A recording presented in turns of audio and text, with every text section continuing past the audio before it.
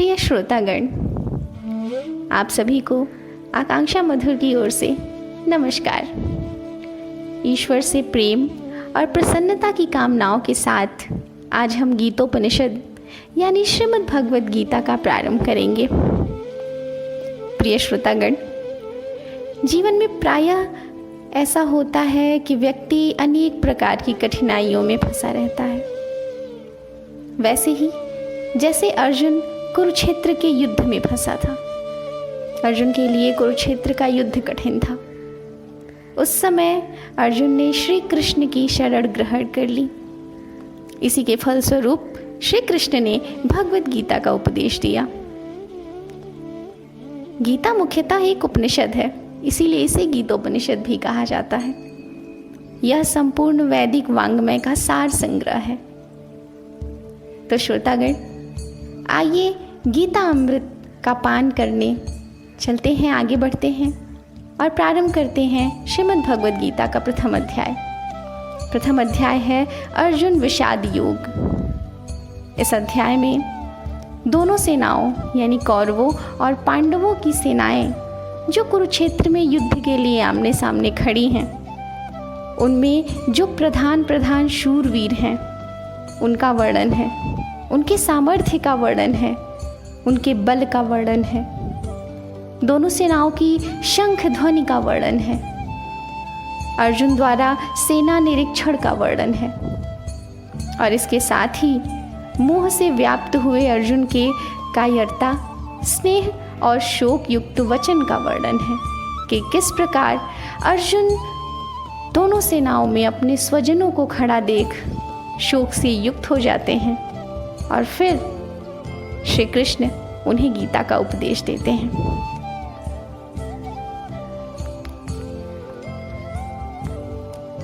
मन में ईश्वर का ध्यान करें, हृदय में प्रसन्नता रखें और प्रारंभ करते हैं श्रीमद् भगवद गीता का प्रथम अध्याय। श्री परमात्मने नमः। प्रथम अध्याय यानी अर्जुन विषाद योग प्रारंभ होता है वहाँ जब कुरुक्षेत्र में कौरवों और पांडवों की सेनाएं सुसज्जित खड़ी हैं। युद्ध प्रारंभ होने वाला है। राजमहल में संजय अपनी दिव्य दृष्टि से कुरुक्षेत्र का हाल देख रहे हैं और महाराजा धृतराष्ट्र को सारा हाल सुना रहे हैं। तभी धृतराष्ट्र संजय से पूछते हैं, क्या पूछते हैं आइए जानते हैं। धृतराष्ट्र उवाच धर्मक्षेत्रे कुरुक्षेत्रे समवेतायुयुत्सवः मामका पाण्डवाश्चैव किं कुर्वत संजय। धृतराष्ट्र संजय से पूछते हैं कि हे संजय, धर्मभूमि कुरुक्षेत्र में एकत्रित युद्ध की इच्छा वाले मेरे और पांडु के पुत्रों ने क्या किया। धृतराष्ट्र पुत्र मोह में है। ये हम जानते हैं, जितना हमने महाभारत पढ़ा है, देखा है, सुना है कि धृतराष्ट्र दुर्योधन को अत्यंत प्रेम करते थे और इस कारण दुर्योधन की कमियों को वह कभी इंगित नहीं कर पाए। इस समय भी कुरुक्षेत्र में जब युद्ध शुरू होने वाला है तो यह जानते हुए भी कि दुर्योधन असत्य की ओर है, उनका हृदय व्याकुल है यह जानने के लिए कि वहाँ कुरुक्षेत्र में क्या चल रहा है। उनके इस प्रश्न का उत्तर देते हुए संजय कहते हैं,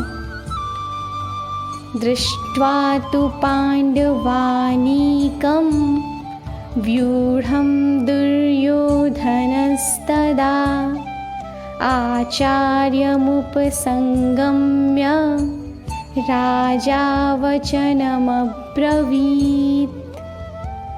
संजय धृतराष्ट्र से कहते हैं कि उस समय राजा दुर्योधन ने व्यूह रचना युक्त पांडवों की सेना को देखकर और द्रोणाचार्य के पास जाकर यह वचन कहा। दुर्योधन पांडवों की सेना का निरीक्षण किए उन्होंने देखा कि उस सेना में कौन कौन से शूरवीर हैं और फिर वो गुरु द्रोणाचार्य के पास गए।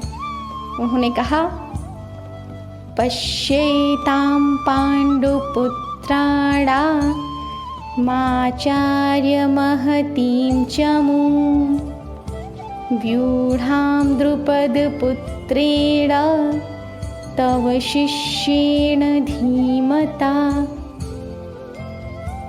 दुर्योधन ने द्रोणाचार्य से कहा, हे आचार्य, आपके बुद्धिमान शिष्य द्रुपद पुत्र धृष्टद्युम्न द्वारा व्यूहाकार खड़ी की हुई पांडुपुत्रों की इस बड़ी भारी सेना को देखिए। पांडुपुत्रों की सेना यानी पांडवों की सेना के सेनापति द्रुपद पुत्र धृष्टद्युम्न थे। उन्होंने ही व्यूहाकार रचना में सेना का संरचना किया था, निर्माण किया था। उस सेना का वर्णन करते हुए दुर्योधन कहते हैं, अत्र शूरा महेश्वासा भीमार्जुन समायुधि युयुधानो विराटश्च द्रुपदश्च महारथः धृष्टकेतुश्चिकीतानः काशीराजश्च वीर्यवान् पुरुजित्कुन्तिभोजश्च शैब्यश्च नरपुङ्गवः युधामन्युश्च विक्रान्त उत्तमौजाश्च वीर्यवान् सौभद्रो द्रौपदीयाश्च सर्व एव महारथा। दुर्योधन ने पांडवों की सेना का वर्णन करते हुए कहा कि इस सेना में बड़े बड़े धनुषों वाले तथा युद्ध में भीम और अर्जुन के समान शूरवीर सात्यकी और विराट तथा महारथी राजा द्रुपद, धृष्टकेतु और चेकितान तथा बलवान काशीराज, पुरजित, कुंतीभोज और मनुष्यों में श्रेष्ठ शैब्य, पराक्रमी युधामन्यु तथा बलवान उत्तमौजा, सुभद्रा पुत्र अभिमन्यु एवं द्रौपदी के 5 पुत्र, ये सभी महारथी हैं। श्रोतागण, वीरों की यह पहचान होती है कि वो हमेशा सबसे पहले शत्रुओं का गुण देखते हैं। दुर्योधन असत्य के पक्ष में होने के बावजूद एक वीर था, इसीलिए उसने पांडवों की सेना में सबसे पहले बलिष्ठ लोगों को देखा। उसमें जो जो बलवान लोग हैं उनका वर्णन उसने द्रोणाचार्य से किया। पांडवों की सेना का वर्णन करने के पश्चात दुर्योधन अपनी सेना यानी कौरवों की सेना की ओर बढ़ते हैं और गुरु द्रोणाचार्य से अपनी सेना का वर्णन इस प्रकार करते हैं, अस्माकं तु विशिष्टा ये तान्निबोध द्विजोत्तम नायका मम सैन्यस्य संज्ञार्थं तान् ब्रवीमि ते। दुर्योधन गुरु द्रोणाचार्य से कहते हैं कि हे ब्राह्मण श्रेष्ठ, अपने पक्ष में यानी कि कौरवों के पक्ष में भी जो प्रधान हैं उनको आप समझ लीजिए। आपकी जानकारी के लिए मेरी सेना के जो जो सेनापति हैं उनको बतलाता हूँ। प्रिय श्रोतागण, कौरवों की सेना में भी शूरवीरों की कमी नहीं थी। इस सेना में कौन कौन से वीर थे वो इस प्रकार हैं, भवान् भीष्मश्च कर्णश्च कृपश्च समितिञ्जयः अश्वत्थामा विकर्णश्च सौमदत्तस्तथैव च। कौरवों की सेना का वर्णन करते हुए दुर्योधन गुरु द्रोणाचार्य से बताते हैं कि इस सेना में आप यानी द्रोणाचार्य और पितामह भीष्म तथा कर्ण और संग्राम विजयी कृपाचार्य तथा वैसे ही अश्वत्थामा, विकर्ण और सोमदत्त का पुत्र भूरिश्रवा है। प्रिय श्रोतागण, कभी भी युद्ध में किसी भी पक्ष में शूरवीरों की कमी कहाँ होती है। इसी प्रकार पांडवों और कौरवों दोनों पक्षों में वीरों की कोई कमी नहीं थी, लेकिन विजय तो सत्य की ही होनी होती है। इस पक्ष में यानी दुर्योधन के पक्ष में इन शूरवीरों के साथ और कौन था, यह आगे के श्लोक में है। अन्ये च बहवः शूरा मदर्थे त्यक्त जीविता नाना शस्त्र प्रहरणा सर्वे युद्ध विशारदा। दुर्योधन आगे कहते हैं कि और भी मेरे लिए जीवन की आशा त्याग देने वाले बहुत से शूरवीर अनेक प्रकार से शस्त्र अस्त्रों से सुसज्जित और सब के सब युद्ध में चतुर हैं। दुर्योधन अपनी सेना को अपने पक्ष में वीरों को देखकर प्रसन्न होता है। उसे यह प्रतीत होता है कि विजय तो मेरी ही होगी। इस प्रतीति का वर्णन इस प्रकार है। अपर्याप्तं तदस्माकं बलं भीष्माभिरक्षितं पर्याप्तं त्विदमेतेषां बलं भीमाभिरक्षितं। दुर्योधन सेना के बारे में बताते बताते गुरु द्रोणाचार्य से कहता है कि भीष्म पितामह द्वारा रक्षित हमारी यह सेना यानी कि कौरवों की सेना सब प्रकार से अजेय है, इसे जीता नहीं जा सकता। और भीम द्वारा रक्षित इन लोगों की यानी कि पांडवों की सेना को जीतने में सक्षम है। प्रिय श्रोतागण, वीरों की यह विशेषता होती है कि भले ही उन्हें अपनी विजय की प्रतीति हो और समय के पन्नों में उनकी पराजय लिखी हो, किंतु वह युद्ध की तैयारी पूरे मनोयोग से करते हैं। इन तैयारियों के बीच दुर्योधन भीष्म पितामह की रक्षा के लिए बात करते हुए कहते हैं, अयनेषु च सर्वेषु यथा भागमवस्थिताः भीष्ममेवाभिरक्षन्तु भवन्तः सर्व एव हि।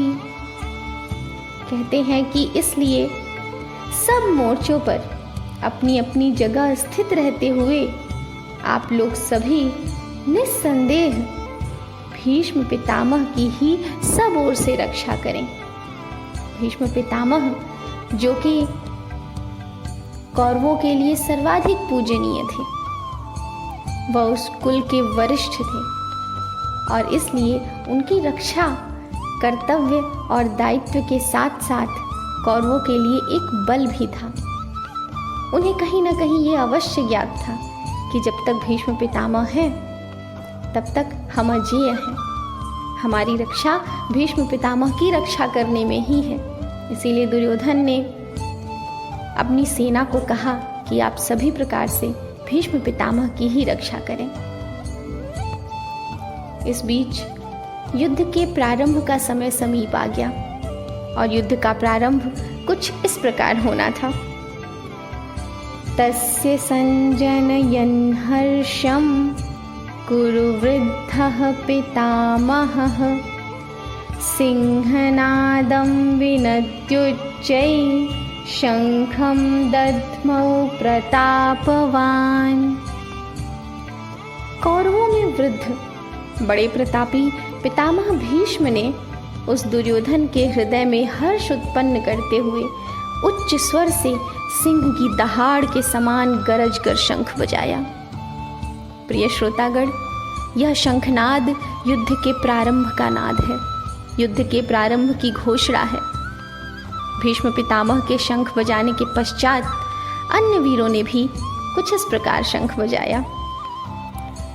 ततः शंखाश्च भैर्यश्च पड़वानक गोमुखा सहसैवाभ्यहन्यन्त सशब्दस्तुमुलोऽभवत्।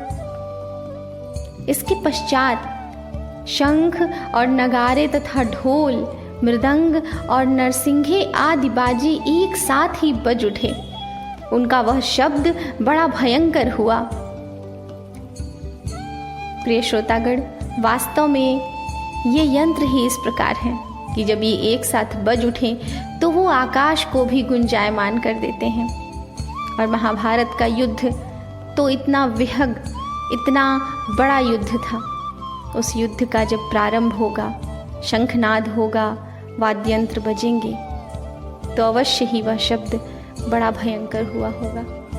ततः श्वेतैर्हये युक्ते महति स्यन्दने स्थितौ माधवः पाण्डवश्चैव दिव्यौ शंखौ प्रदध्मतुः। इसके अनंतर अर्थात इसके पश्चात सफ़ेद घोड़ों से युक्त उत्तम रथ में बैठे हुए श्री कृष्ण महाराज जो कि युद्ध में अर्जुन के सारथी थे, और अर्जुन ने, इन दोनों ने भी अलौकिक शंख बजाए। ये शंख विशेष थे। इन शंखों के नाम इस प्रकार थे: पांचजन्यम ऋषिकेशो देवदत्तं धनंजयः पौंड्रं दध्मो महाशंखं भीमकर्मावृकोदरः। श्री कृष्ण महाराज ने पांचजन्य नामक, अर्जुन ने देवदत्त नामक और भयानक कर्म वाले भीमसेन ने पौंड्र नामक महाशंख बजाया। प्रिय श्रोतागण, उस समय वीर ऐसे होते थे कि प्रत्येक वीर के पास जो अस्त्र होते थे, जो शस्त्र होते थे, वो विशेष होते थे। इस प्रकार सभी वीरों के पास अपना एक विशेष शंख था।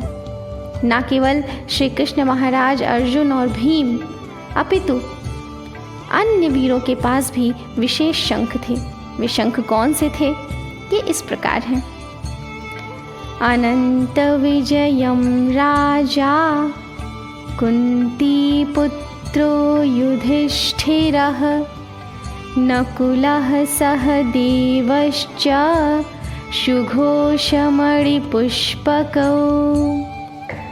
कुंती पुत्र राजा युधिष्ठिर ने अनंत विजय नामक और नकुल तथा सहदेव ने सुघोष और मणिपुष्पक नामक शंख बजाए। पांडवों की सेना का शंखनाद यही नहीं रुका, भी अन्य शूरवीरों महारथियों का शंखनाद तो बाकी ही है श्रोतागण। काश्यश्च परमेश्वासः शिखंडी च महारथः धृष्टद्युम्नो विराटश्च सात्यकिश्चापराजितः द्रुपदो द्रौपदेयाश्च सर्वशः पृथिवीपते सौभद्रश्च महाबाहुः शंखान् दध्मुः पृथक पृथक। श्रेष्ठ धनुष वाले काशीराज और महारथी शिखंडी एवं दृष्टद्युम्न तथा राजा विराट और अजेय सात्यकी, राजा द्रुपद एवं द्रौपदी के 5 पुत्र और बड़ी भुजा वाले सुभद्रा पुत्र अभिमन्यु, इन सभी ने सब ओर से अलग अलग शंख बजाए। पांडवों की विशाल सेना का यह शंखनाद किस प्रकार गुंजायमान हो उठा, यह दिव्य दृष्टि से राजमहल में बैठे हुए संजय देख रहे हैं, और इसका वर्णन वह महाराजा धृतराष्ट्र से करते हुए कहते हैं: सघोषोधार्त राष्ट्राणां हृदयानि व्यदारयत् नभश्च पृथिवीं चैव तुमुलो व्यनुनादयन्। संजय महाराजा धृतराष्ट्र को यह दृश्य बताते हुए कहते हैं कि हे राजन, उस भयानक शब्द ने आकाश और पृथ्वी को भी गुंजाते हुए धार्त राष्ट्रों अर्थात कौरवों के पक्ष वालों के हृदय विदीर्ण कर दिए। प्रिय श्रोतागण, जिस युद्ध का उद्घोष ही इतना भयंकर हो, वह युद्ध कितना भयंकर हुआ होगा। आइए जानते हैं कि इसके पश्चात महान धनुर्धारी अर्जुन के मन मस्तिष्क में क्या चल रहा है। अथ व्यवस्थितान् दृष्ट्वा धार्तराष्ट्रान् कपिध्वजः प्रवृत्ते शस्त्र सम्पाते धनुरुद्यम्य पाण्डवः ऋषिकेशं तदा वाक्यमिदमाह महीपते। अर्जुन उवाच सेनयोरुभयोर्मध्ये रथं स्थापयमेच्युत। कुरुक्षेत्र का हाल महाराजा धृतराष्ट्र को बताते हुए संजय कहते हैं कि हे राजन, इसके बाद कपिध्वज अर्जुन ने मोर्चा बांधकर डटे हुए धृतराष्ट्र संबंधियों को देखकर उस शस्त्र चलने की तैयारी के समय धनुष उठाकर ऋषिकेश श्री कृष्ण महाराज से यह वचन कहा कि हे अच्युत, मेरे रथ को दोनों सेनाओं के बीच में खड़ा कीजिए। प्रिय श्रोतागण, जीवन में प्रायः ऐसा होता है कि हमें यह प्रतीत होता है जैसे हम किसी युद्ध में खड़े हैं। कभी हम ऐसे समस्याओं से घिर जाते हैं कि जीवन युद्ध सा प्रतीत होने लगता है। उस समय ठीक इसी प्रकार हमें सबसे पहले सभी समस्याओं का, सभी परिस्थितियों का अवलोकन करना चाहिए। उसके बाद फिर कोई निश्चय करना चाहिए। इसी प्रकार जैसे अर्जुन ने श्री कृष्ण से अनुरोध किया कि वह अर्जुन के रथ को दोनों सेनाओं के बीच में खड़ा करें। यह अनुरोध करते हुए अर्जुन ने श्री कृष्ण से कहा, यावदेतान्निरीक्षेऽहं योद्धुकामानवस्थितान् कैर्मया सह योद्धव्यमस्मिन् रणसमुद्यमे। श्री कृष्ण से अर्जुन ने कहा कि जब तक कि मैं युद्ध क्षेत्र में डटे हुए युद्ध के अभिलाषी इन विपक्षी योद्धाओं को भली प्रकार देख लूं कि इस युद्ध रूपी व्यापार में मुझे किन किन के साथ युद्ध करना है, तब तक मेरे रथ को इन दोनों सेनाओं के बीच ही खड़ा रखिए। इससे स्पष्ट है कि अर्जुन पहले दोनों सेनाओं का निरीक्षण करना चाहते थे, देखना चाहते थे कि किससे किससे मुझे युद्ध करना है। उसके बाद यह निश्चय करना चाहते थे कि युद्ध किस प्रकार करना है। लेकिन प्रिय श्रोतागण, जो हम मन में निश्चय करके चलते हैं सदैव वही हो, यह कहाँ संभव हो पाता है। अर्जुन जो कि युद्ध में रथ को दोनों सेनाओं के बीच में खड़ा करने के लिए इसलिए कहते हैं ताकि वो निरीक्षण कर सकें, ताकि वो युद्ध की योजना तैयार कर सकें। उनके मन पर, उनके मस्तिष्क पर इस अवलोकन का क्या प्रभाव पड़ा, यह तो कुछ अलग ही था। फिर भी आगे अर्जुन कहते हैं श्री कृष्ण से, योत्स्यमानान् वीक्षेऽहं येतेऽत्र समागताः धार्तराष्ट्रस्य दुर्बुद्धेर्युद्धे प्रियचिकीर्षवः। दुर्बुद्धि दुर्योधन का युद्ध में हित चाहने वाले जो ये राजा लोग इस सेना में आए हैं, इन युद्ध करने वालों को मैं देखूंगा। अर्जुन देखना चाहते हैं कि उस युद्ध में मुझसे युद्ध करने कौन कौन आया हुआ है। जीवन में कितने ऐसे क्षण आते हैं जब हमें भी यह निश्चय करना होता है कि इस समय जो परिस्थिति है, उस परिस्थिति में हमारे साथ कौन है और हमारे विपक्ष में कौन है।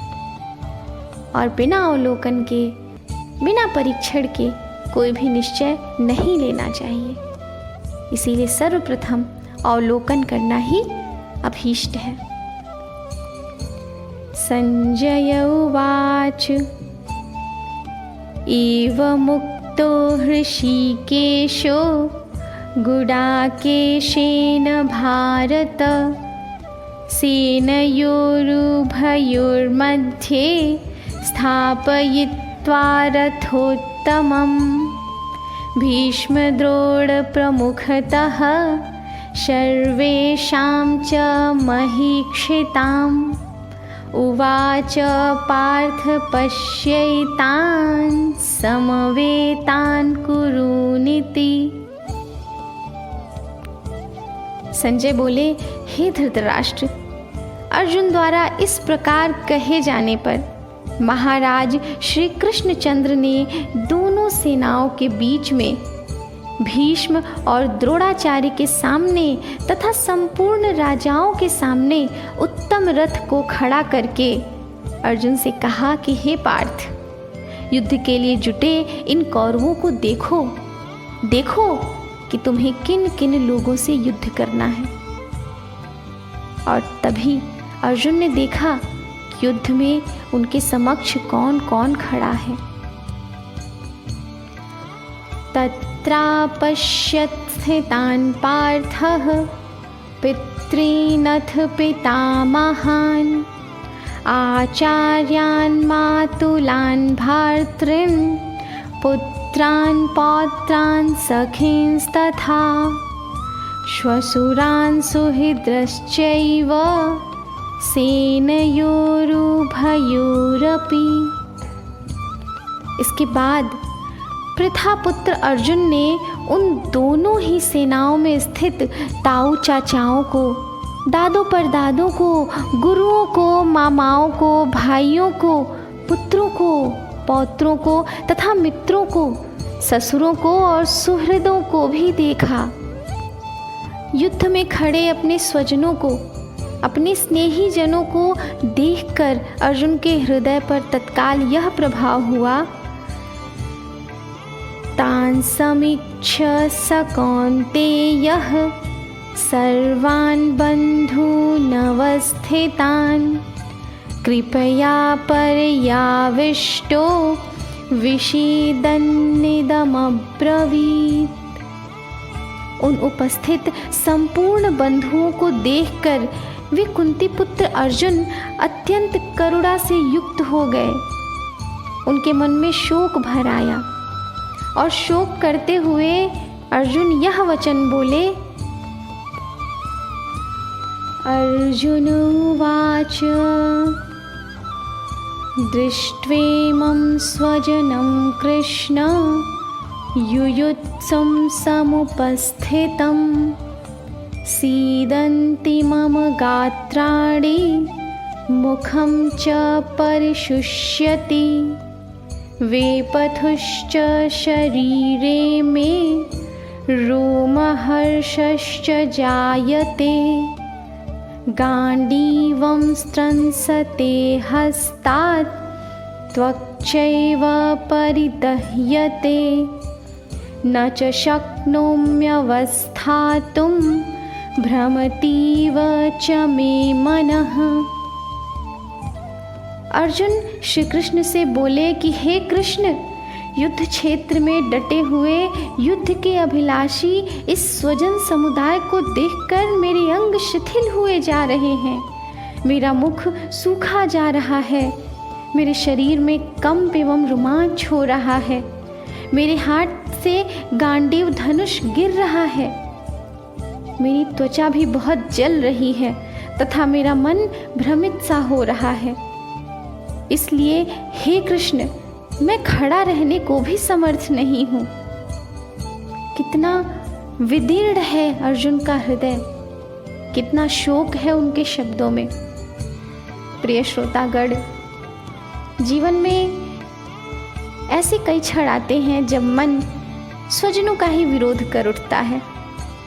आज का समय तो ऐसा है कि मानव मन स्वार्थी हो चला है, लेकिन फिर भी युद्ध में अपने समक्ष अपने लोगों को, अपने हितैषियों को, अपने परिवार के लोगों को देखकर क्या मन विचलित नहीं होगा?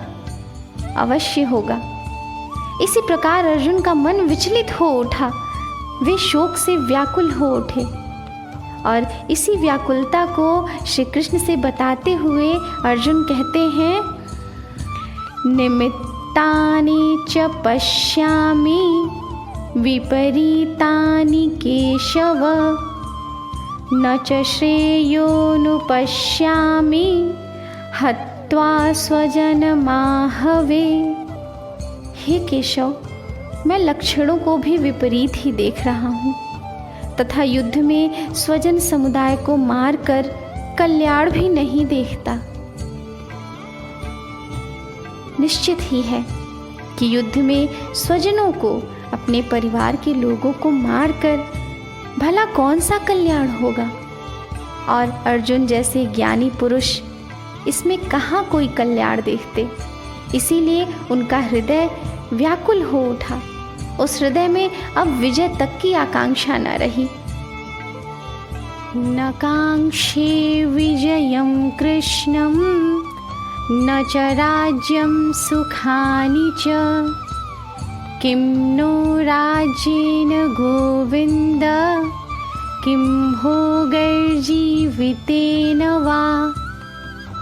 अर्जुन श्री कृष्ण से कहते हैं कि हे कृष्ण, मैं न तो विजय चाहता हूँ और न राज्य तथा सुखों को ही। हे गोविंद, हमें ऐसे राज्य से क्या प्रयोजन है अथवा ऐसे भोगों से और जीवन से भी क्या लाभ है। सत्य है, अभी भी ये माना जाता है कि यदि युद्ध अपनों से हो तो हार जाना चाहिए। तो फिर ऐसे युद्ध का क्या ही प्रयोजन जिसमें अपने समक्ष अपने ही स्वजन खड़े हों, उनके ही जीवन का प्रश्न हो। अर्जुन आगे कहते हैं, ये शामर्थे कांक्षितं नो राज्यं भोगा सुखानि च तैमेव स्थिता युद्धे प्राणान् त्यक्त्वा धनानि च।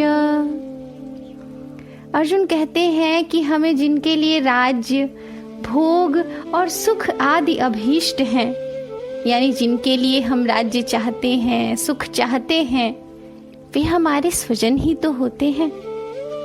वे ही ये सब धन और जीवन की आशा को त्याग कर युद्ध में खड़े हैं। तो फिर हम ये युद्ध किसके लिए लड़ रहे हैं? मनुष्य जो कुछ भी अर्जित करता है वो केवल अपने लिए अर्जित नहीं करता, वह अपने स्वजनों के लिए अर्जित करता है। कहते हैं कि स्वयं पर खर्च करने में वह सुख नहीं है जो अपने अपनों पर खर्च करने में है। मनुष्य जो भी कमाता है वो अपनों के लिए कमाता है। फिर ऐसा युद्ध जिसमें हमारे स्वजन ही सारे सुखों की इच्छा त्याग कर, धन की इच्छा त्याग कर युद्ध में खड़े हैं, उस युद्ध से हमें क्या लाभ है? आगे कहते हैं अर्जुन, आचार्याः पितरः पुत्रास्तथैव च पितामहाः मातुलाः श्वशुराः पौत्राः श्यालाः संबंधिनस्तथा। इस युद्ध में गुरुजन, ताऊ चाचे, लड़के और उसी प्रकार दादा, मामा, श्वशुर, पौत्र, साले तथा और भी संबंधी लोग हैं। ये तो ऐसे हुआ जैसे हम अपने सभी रिश्तों को अपने समक्ष खड़ा करके और उनसे ही युद्ध करने चल पड़े हैं।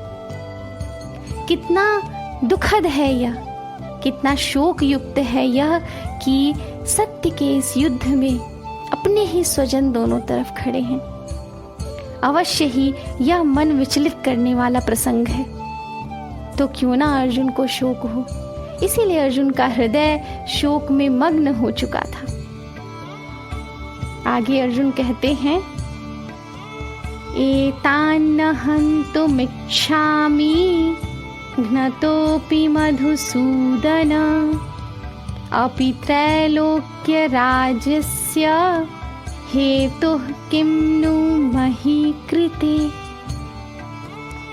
यह भाव है मनुष्य मन का कि अर्जुन कहते हैं कि हे मधुसूदन, मुझे मारने पर भी अथवा तीनों लोकों के राज्य के लिए भी मैं इन सबको मारना नहीं चाहता।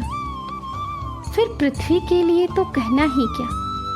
अर्थात यदि ये लोग मुझे मारने ही आए तो भी मैं इन लोगों को नहीं मारना चाहता। अगर इन लोगों को मारने पर मुझे तीनों लोकों का राज्य मिल जाए तो भी मैं इन्हें नहीं मारना चाहता। फिर इस पृथ्वी के लिए, इस पृथ्वी के एक राज्य के लिए मैं इन्हें कैसे मार सकता हूँ, मैं इनसे युद्ध कैसे कर सकता हूँ।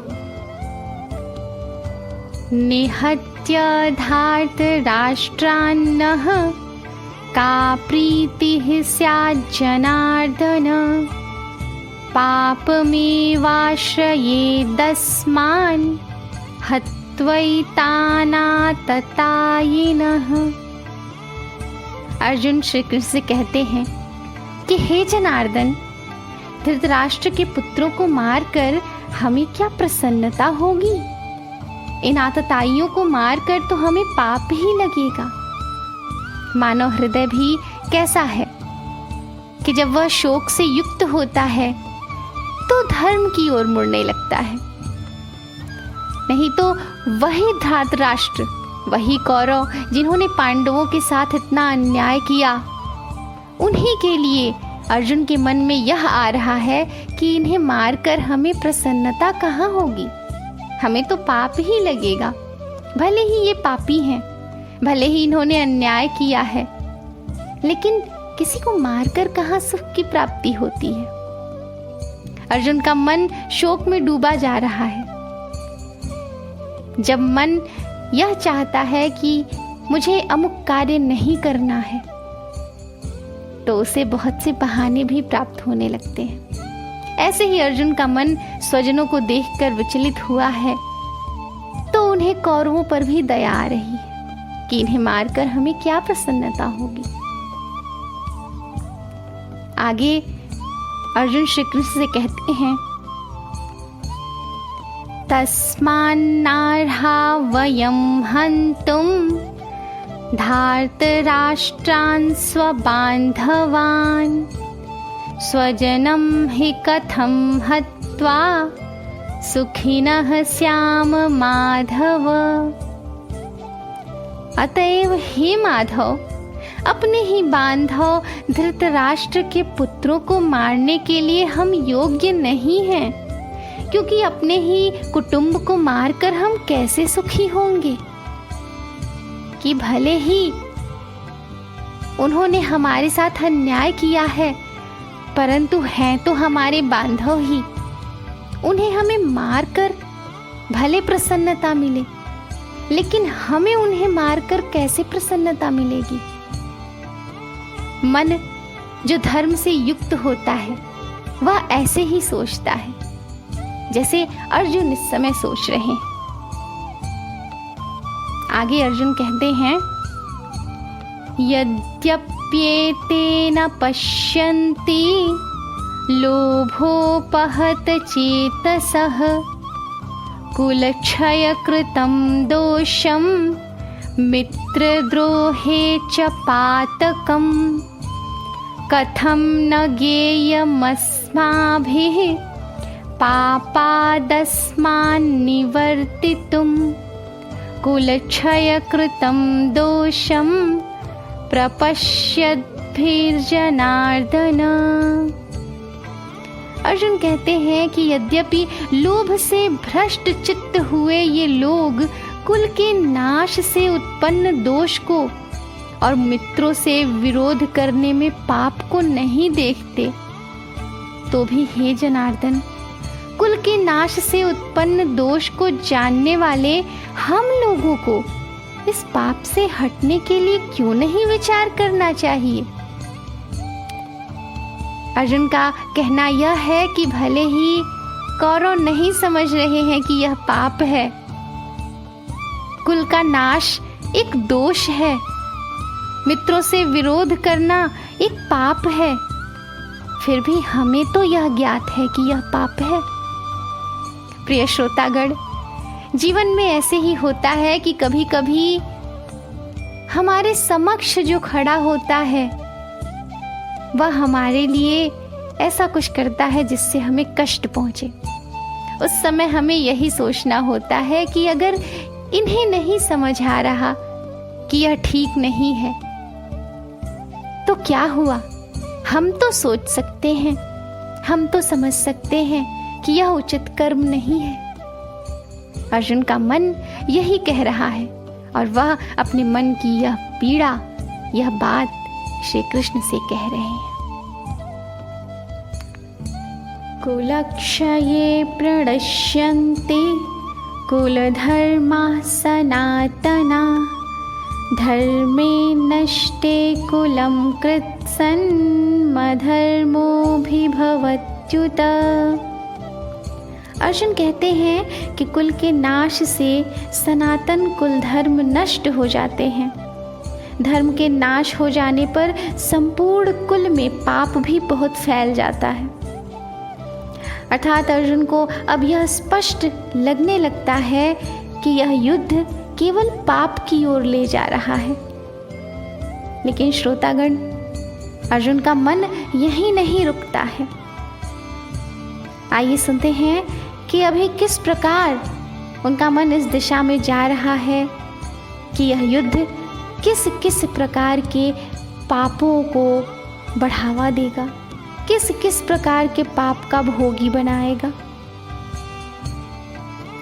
अधर्माभिभवात् कृष्ण प्रदुष्यन्ते कुलस्त्रियः स्त्रीषु दुष्टाशु वाश्रेय जायते वर्णसंकरः।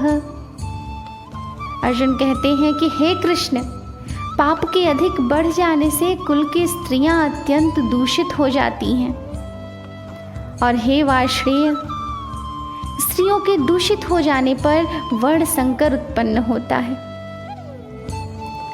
श्रोतागण, देखिए ना, एक पाप मात्र एक ही पाप नहीं होता, अपितु उससे जुड़े हुए कितने ही पाप होते हैं जो जाने अनजाने उसके साथ ही घटित हो जाते हैं। अर्जुन यही कहते हैं कि इस युद्ध से कुल का नाश होगा, कुल नाश से सनातन कुल धर्म नष्ट होगा, और धर्म के नाश होने पर कुल में पाप फैल जाएगा। इस पाप के फैलने से कुल की स्त्रियां दूषित होंगी, और हे श्री कृष्ण, स्त्रियों के दूषित होने पर वर्ण संकर उत्पन्न होगा। इतना ही नहीं, इसके आगे सुनिए श्रोतागण। संकरो नरकायैव कुलघ्नानां कुलस्य च पतन्ते पितरो ह्येषां लुप्तपिण्डोदकक्रिया। अर्जुन कहते हैं कि वर्ण संकर कुल घातियों को और कुल को नरक में ले जाने के लिए ही होता है। लुप्त हुई पिंड और जल की क्रिया वाले अर्थात श्राद्ध और तर्पण से वंचित इन पितर लोग भी अधोगति को प्राप्त होते हैं। कहने का तात्पर्य यह है कि इससे न केवल कुल घाती ही बल्कि संपूर्ण कुल ही नरक की ओर बढ़ता है। आगे देखिए कि इस नरक की ओर जाने से किस प्रकार का पाप उत्पन्न होगा। जैसा अर्जुन का हृदय कह रहा है, दोषैरेतैः कुलघ्नानां वर्ण संकर कारकैः उत्साद्यन्ते जाति धर्मा कुल धर्माश्च शाश्वता। अर्जुन कहते हैं कि इन वर्ण संकर कारक दोषों से कुल घातियों के सनातन कुल धर्म और जाति धर्म नष्ट हो जाते हैं। यानी कि यह युद्ध हमारा, पांडवों का सनातन कुल धर्म और जाति धर्म नष्ट कर देगा। उत्सन्न कुल धर्माणां मनुष्याणां जनार्दन नरके नियतं वासो भवतीत्यनुशुश्रुमा। अर्जुन कहते हैं कि हे जनार्दन, जिसका कुल धर्म नष्ट हो गया है, ऐसे मनुष्यों का अनिश्चित काल तक नरक में वास होता है, ऐसा हम सुनते आए हैं। अर्थात यह कि यह युद्ध हमें अनिश्चित काल तक के लिए नरक की ओर ले जाएगा। इस युद्ध से कुल का नाश होगा और उसका परिणाम यह होगा कि हम अनिश्चित काल तक के लिए नरक में वास करेंगे। शोक से व्याप्त यह हृदय, अर्जुन का हृदय व्याकुल हो रहा है। उन्हें ऐसा प्रतीत हो रहा है कि यह युद्ध, यानी कि वह जो करने जा रहे हैं, वह कितना बड़ा पाप है।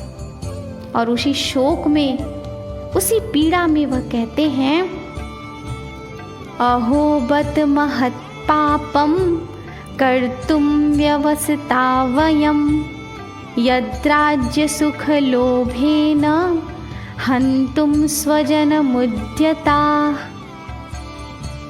अर्जुन कहते हैं, शोक, हम लोग बुद्धिमान होकर भी महान पाप करने को तैयार हो गए हैं, जो राज्य और सुख के लोभ से स्वजनों को मारने के लिए उद्यत हो गए हैं।